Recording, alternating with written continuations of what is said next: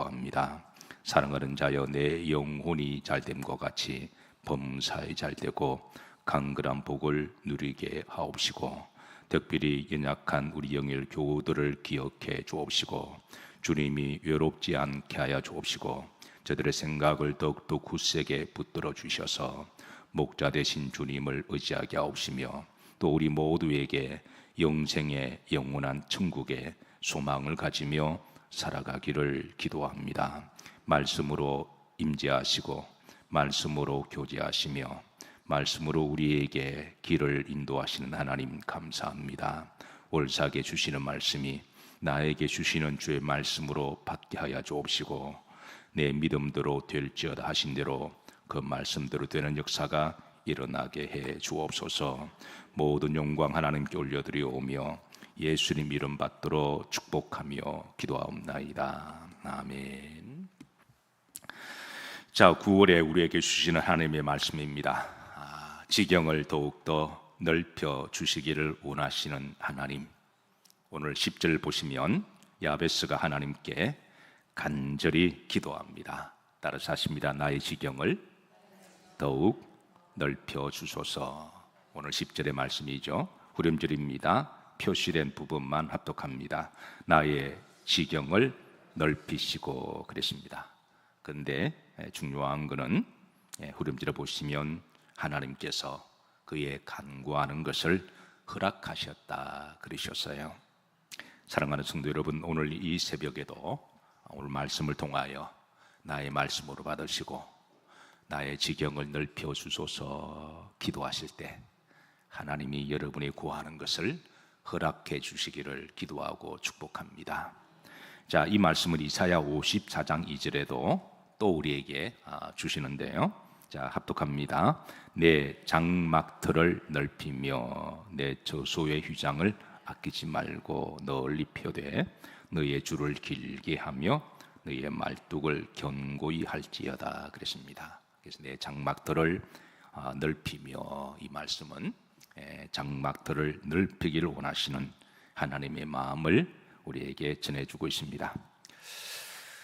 사랑하는 성도 여러분, 저도 이 하나님의 마음을 받아서 여러 성도를 위해서 기도할 때 더욱더 지경이 넓혀지기를 기도하고 축복합니다.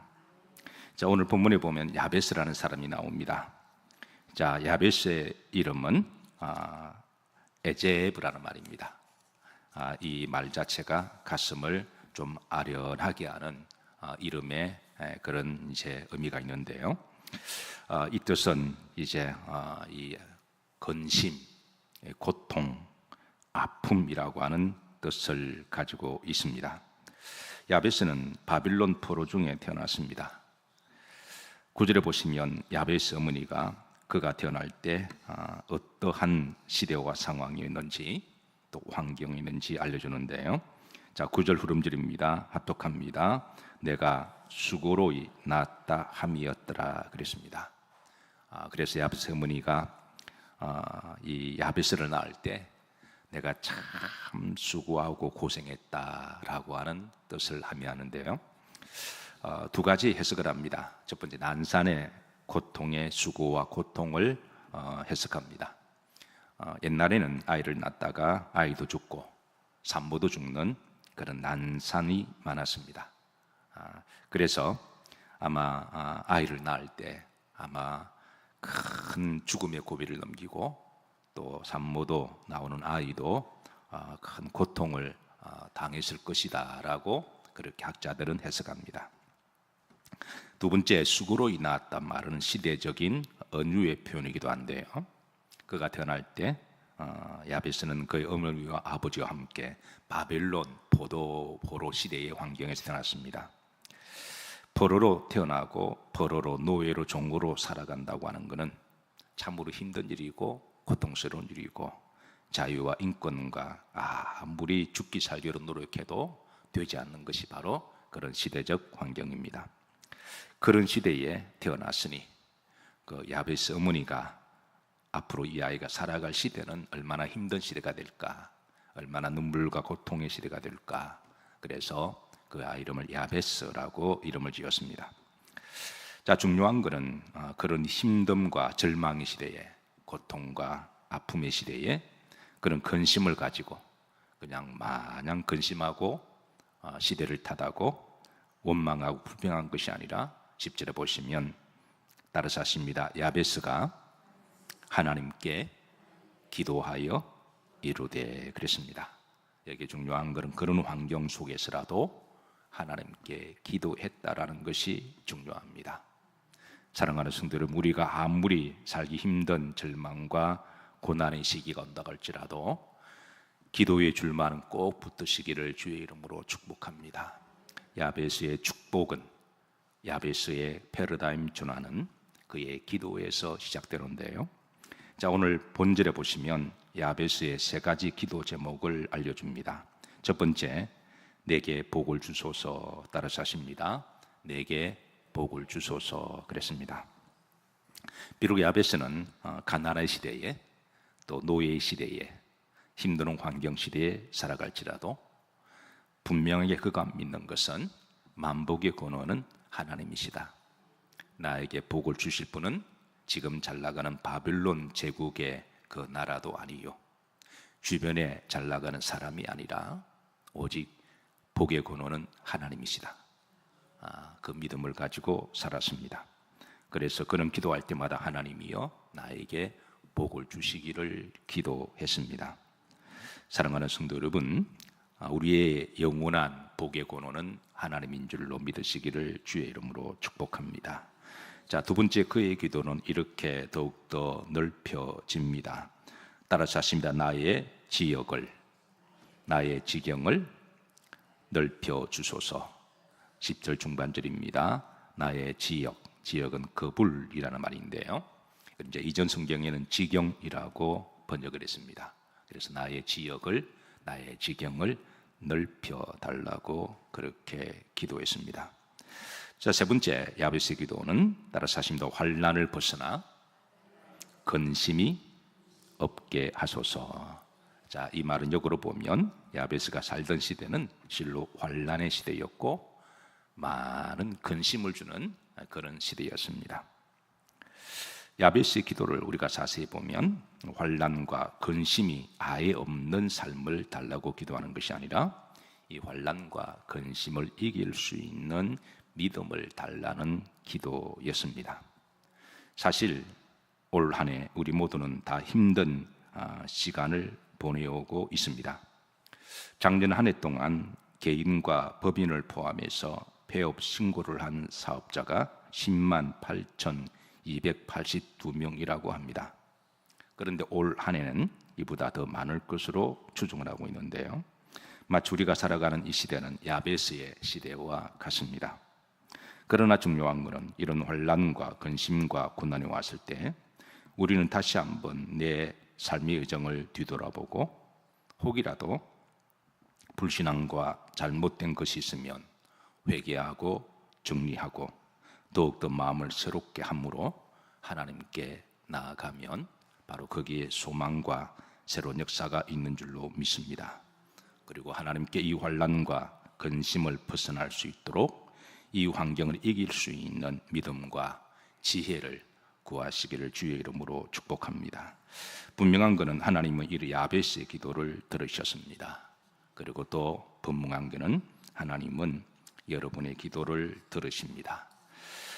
자, 다 같이 역대상 4장 10절에 보시면 자, 후렴절입니다. 자, 여기에 그가 대신에 나의 이름을 넣어서 나의 믿음으로 말씀으로 바꿉니다. 합독합니다.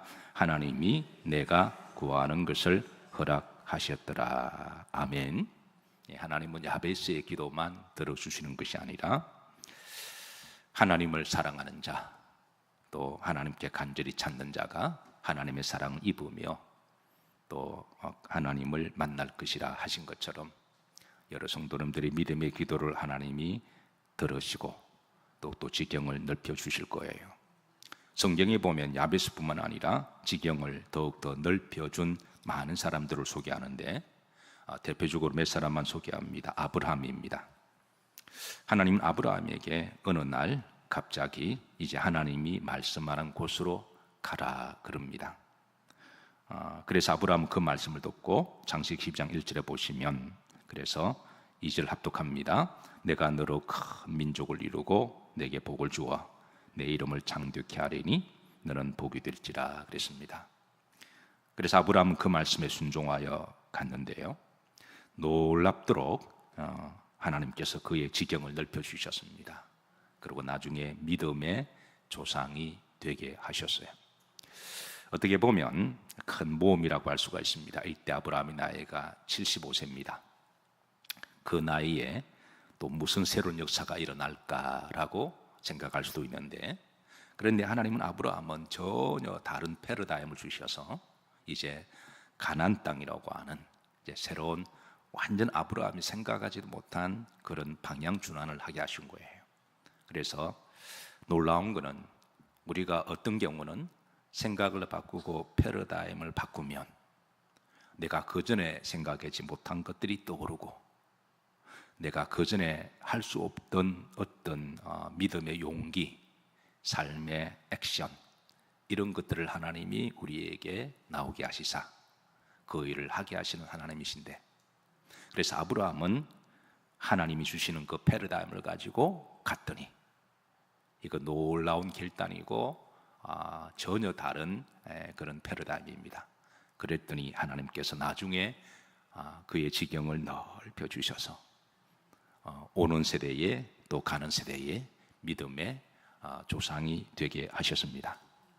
자, 두 번째 요셉입니다. 우리 요셉 스토리를 잘 알고 있습니다. 자, 창세기 41장 41절에 보면, 자, 하나님이 요셉의 영향력의 지경을 더욱더 넓혀 주셨어요. 자, 합독합니다. 바로가 또 요셉에게 이르되 내가 너를 애굽 온 땅의 총리가 되게 하노라 그랬습니다. 아시다시피 요셉은 야곱의 자녀 가운데 막내입니다. 물론 나중에 이제 베냐민이 나오긴 했지만 베냐민이 나올 때까지는 막내입니다. 유대 가족은 서열이 분명합니다. 우리나라보다 더 분명한 서열인데요, 그래서 가나안 땅의 한 적은 동네에서 막내 아들로서 그의 영향력은 무시당하고, 그리고 할 수 있는 힘이 아무것도 없을 때, 게다가 형들에게 밉보여서 그래서 팔려가게 되죠. 그래서 그는 애굽에서 그의 새로운 삶의 무대는 그는 비극적이게도 노예로 시작하는데, 그런데 이 노예가 나중에 애굽 전 세계를 통치하고 다스리는 애굽의 총리가 됩니다. 아마 요셉도 자기 인생을 뒤돌아보면 그렇게 될 줄 알았을까요? 저는 사람이 생각할 수 없는 일이기 때문에 요셉은 감히 생각지도 못했을 것입니다. 그런데 하나님은 요셉의 지경을 넓혀 주셔서 그의 말 한마디면 애굽 제국 전체가 정책이 바뀌고, 그리고 되어지는 영향력 있는 사람으로 하나님이 그를 만들어 주셨어요. 처음에 그가 애굽의 노예로 팔려갔을 때 얼마나 억울하고 얼마나 힘들고 얼마나 애제부의 삶을 살았을까요? 그러나 그 역시 하나님께 기도했고 감옥에서도 기도했고, 하나님은 그 요셉의 믿음을 보시고 그의 지경을 점점 더 넓혀 주셨습니다. 저는 여러분들의 영향력이 점점 더 넓어지기를 주의 이름으로 축복합니다. 자, 다윗의 왕권의 지경을 넓혀 주셨는데요, 사무엘하 7장 16절입니다. 합독합니다. 내 집과 내 나라가 내 앞에서 영원히 보존되고 내 왕위가 영원히 경고하리라 하셨다 하라. 아시다시피 다윗 역시 어릴 때 목동이었습니다. 어릴 때부터 막대기 하나 들고, 우리가 목가적인 연상을 하면 저 푸른 초원 위에 하얀 양떼를 몰고 이제 양을 치는 목자를 멀리서 보면 다 희극이고, 그리고 아름답게 보이지만 가까이에서 보면 비극입니다.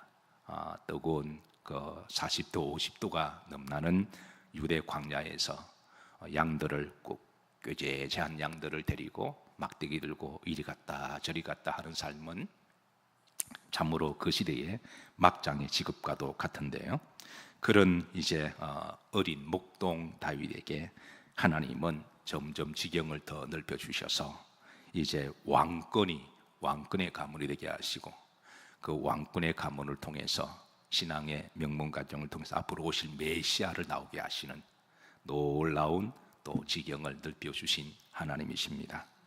저는 여러분들의 가정의 지경이 더욱더 복되게 넓어지기를 기도하고 축복합니다. 자, 네 번째 마지막으로 사도 바울의 복음의 지경이 넓혀지는데요.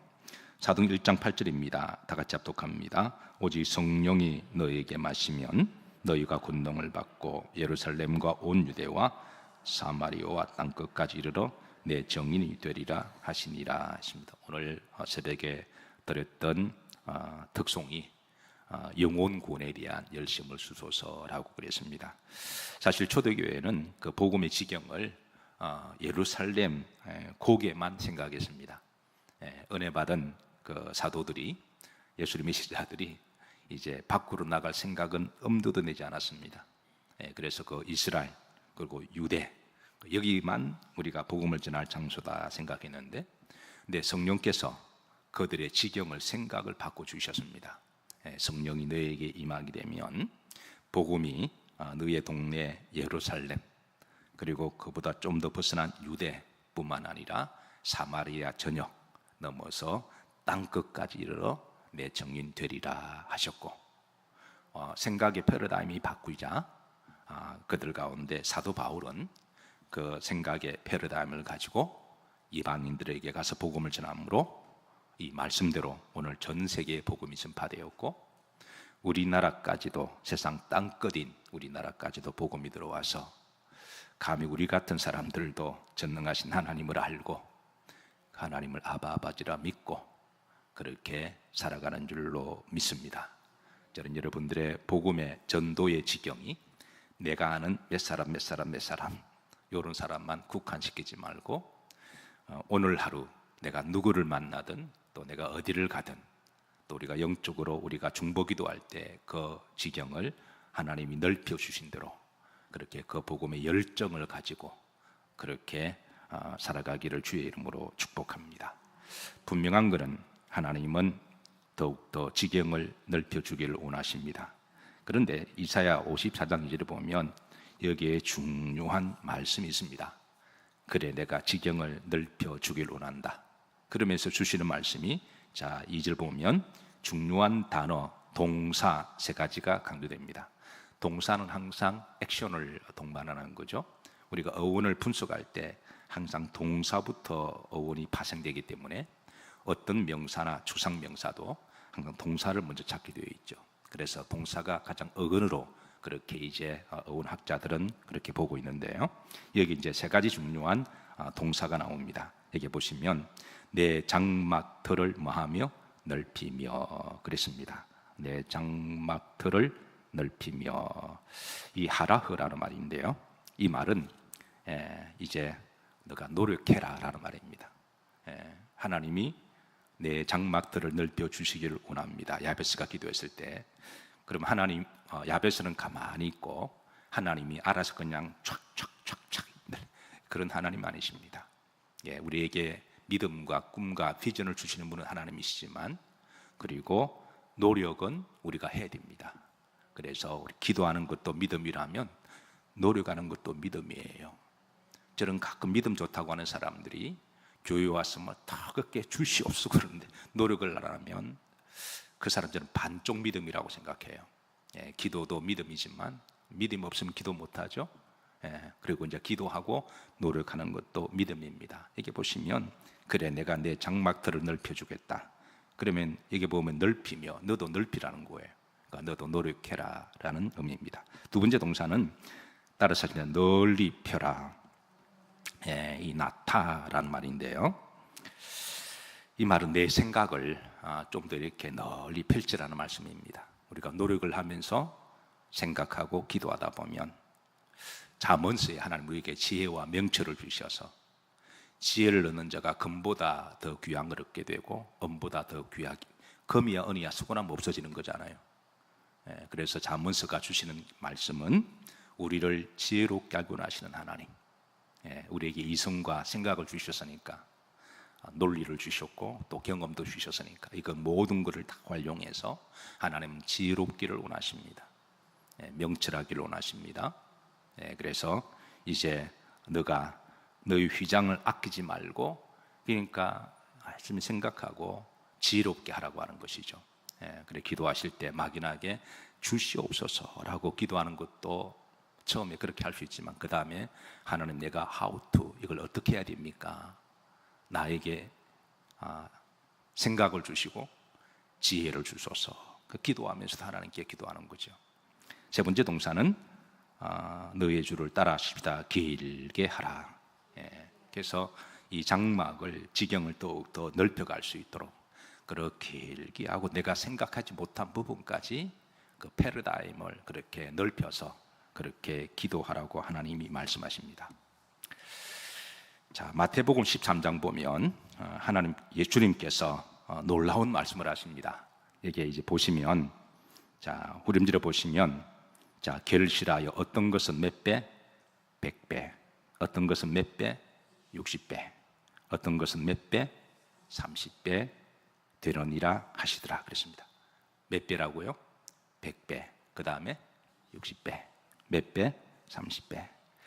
저는 특별히 성도들이 이제 제게 기도하면서 어떤 이제 사업을 론칭할 때 아니면 또 사업 중이라도 제가 신방을 요구하면 기도 가운데 제가 이 말씀을 자주 전하기를 좋아합니다. 그래서 믿음으로 이제 주께 신뢰한 이들에게 제가 하나님께 이 사업을 복되게 하셔서 100배로 60배로 30배로 그렇게 역사하기를 기도하고 축복하는데요. 자, 묻습니다. 사실 장사를 하는 사람이 사업을 하는 사람이 이익을 2배로 남기면 많이 남긴 거죠. 자, 이윤을 계산해 보면 2배로 남기면 몇 프로가 성장한 거예요? 100%잖아요. 그죠? 100%. 그러면 30배를 남기면 몇 프로를 성장하게 된 건가요? 30배니까 3000배입니다. 3000배. 우리가 한 배 남기면 100% 이야기하잖아요. 60배를 남기면 6000%입니다. 100배를 남기면 10,000%입니다. 그래서 어떤 사람은 이 말을 들으면 그냥 이렇게 문자적으로 은유라고 생각합니다. 그런데 주님은 과연 그렇게만 말씀하고 주셨을까요? 가령 장사를 하는 사람이 하루에 100만 원을 파는 사람이 있다고 하십시다. 그 사람이 100만 원을 팔았는데 인건비, 재료비 다 빼고 나니까 실제로 남는 거는 그리 많지 않아요. 그래서 내가 좀 더 열심히 하고 내가 잠자는 시간 좀 줄이고 내가 좀 더 한두 시간 더 일을 하고 그러면 한 20% 정도, 한 120만 원 정도 하루 버는 거는 가능한 일인가요? 불가능한 일인가요? 그건 가능하죠. 다른 뭐 이렇게 재료 좀 더 아끼고 좀 풍성풍성 서는 거를 조금 전략하고 그러면 한 20% 정도는 얼마든지 그런 효과를 볼 수 있을 겁니다. 아마 30%, 40%까지도 괜찮을 거예요. 좀 다른 사람 좀 덜 쓰고 내가 좀 더 열심히 하고 내가 물건을 직접, 옛날에는 전화로 주문했는데 그렇지 않고 내가 직접 시장에 가서 물건 떼오기도 하고 이렇게 죽기 살기로 노력하면 한 50%, 뭐 그 정도는 60% 정도는 불가능한 게 아닙니다. 그건 충분히 현실적으로 가능합니다. 그런데 만약에 30배인 하루에 100만 원 버는 사람이 30배인 3000배인 3000만 원을 이렇게 파는 거는 가능할까요? 불가능할까요? 사실 그거는 내가 노력한다고 되는 일이 아닙니다. 하루에 100만 원 버는 사람이 하루에 1억을 번다. 이거는 이상이고 꿈입니다. 10,000%, 1000% 이거는 사실은 이거는 내가 노력과는 관계는 없습니다. 그런데 왜 주님이 이런 말씀을 하셨을까요? 어떤 분이 떡볶이 장사를 하셨어요. 성실하게 열심히 정직하게 했습니다. 동네에서 좋은 재료를 쓰고 그리고 오는 손님들에게 항상 스마일로 맞이하고 그리고 음식을 맛있게 만들기 위해서 비록 떡볶이지만 나름대로 철학을 가지고 연구를 해서 레시피를 만들어서 그 지역에 소문난 그런 떡볶이가 되었습니다.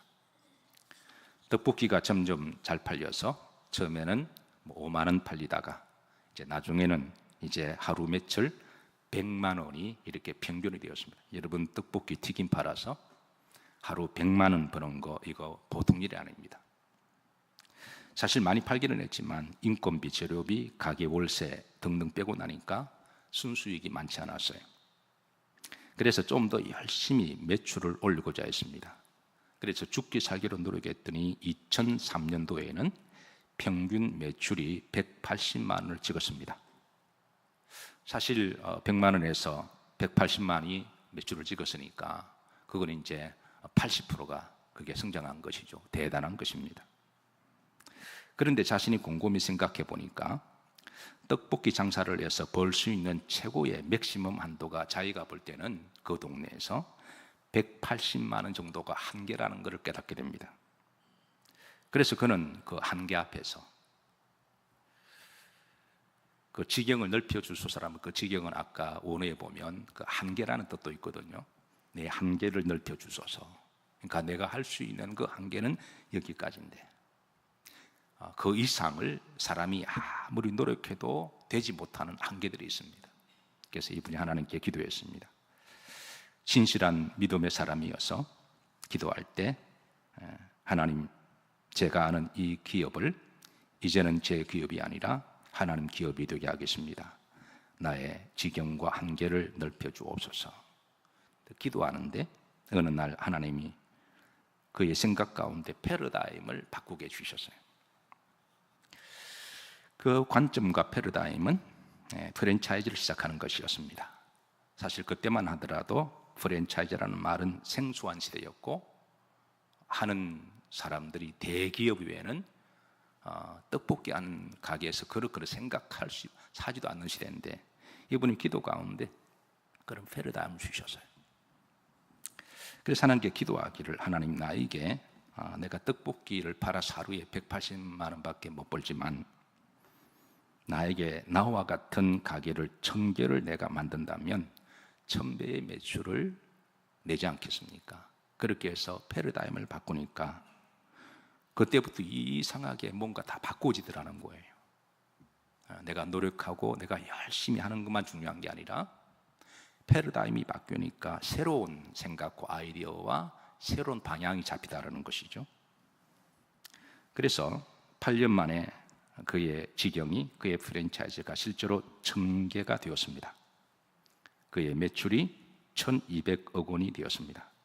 이분이 바로 우리나라 이경수 대표의 스토리입니다. 사랑하는 성도 여러분, 하나님은 우리 그리스도인들이 더욱더 그 지경이 넓혀지기를 원하십니다. 이런 비전과 꿈을 주시는 것은 하나님이십니다. 그리고 그 지경을 이루기 위해서 하나님 우리들에게 너의 장막들을 넓히라고 하는 것은 너도 노력하라는 말이죠. 내 줄을 길게 하라고 하는 것은 너가 생각과 패러다임을 바꾸라는 말씀입니다. 패러다임을 바꾸지 않으면 내가 노력하는 한계를 넘어갈 수는 했던 대로 노력은 30%, 40%는 뛰어넘을 수가 없습니다. 그런데 패러다임만 바꾸면 어떤 점에 있어서 내가 30%, 40% 노력하는 것보다 더 적은 노력으로 노력하지 말라는 말은 아닙니다. 죽기 살기로 잠자지 않고 그렇게 하면 40, 50%는 성장할 수 있지만 그러나 패러다임만 바꾸면 그 정도 노력을 들이지 않아도 오히려 1000배의 주께서 말씀하신 대로 오늘 놀라운 말씀하시잖아요. 100배로, 60배로, 30배로 이거는 패러다임을 바꿀 때 일어날 수 있는 하나님의 역사인 줄로 믿으시기를 바랍니다. 그리고 그 패러다임을 바꿀 수 있도록 또 우리의 생각과 지혜를 주시는 분도 하나님이신 것이죠. 하나님은 지경을 넓히시고 축복하실 때 그리고 이렇게도 마무리하십니다. 제가 이제 가서 사업을 하시는 분이나 새로운 일을 시작하실 때 이 말씀으로 꼭 제가 마무리합니다. 33절 합독합니다. 그런즉 너희는 먼저 그의 나라와 그의 의를 구하라.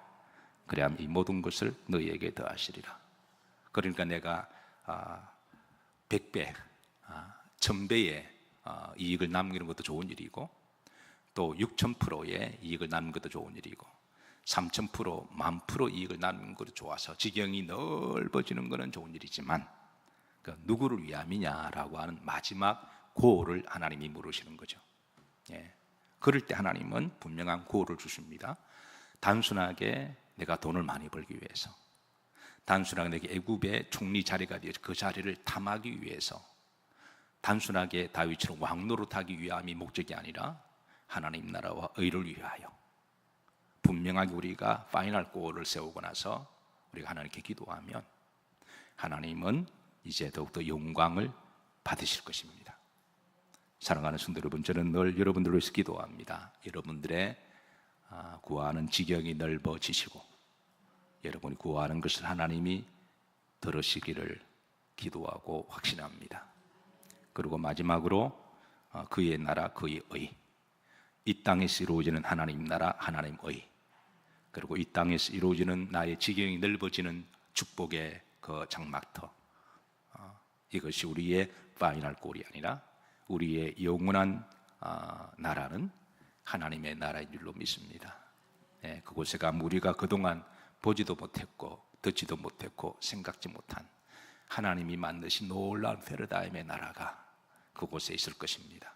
그래서 우리가 영원한 천국의 나라를 늘 소망하면서 오늘 야베스가 하나님께 구하는 그 기도를 나의 말씀으로 받으시기를 바라고, 야베스가 구한 기도, 그리고 하나님이 그의 기도를 허락하시면서 주신 말씀, 너도 노력해라, 너도 기도하고 너의 생각과 지혜를 길게 하고 패러다임을 한번 살짝 바꾸어 보아서 그렇게 해서 이제 주님을 믿고 그렇게 최선을 다하면 하나님께서 놀라운 역사를 하실 줄로 믿고, 이런 아름다운 보고와 열매를 하나님께 많이 올려드리는 복음의 통로의 간증이 되기를 주의 이름으로 축복합니다.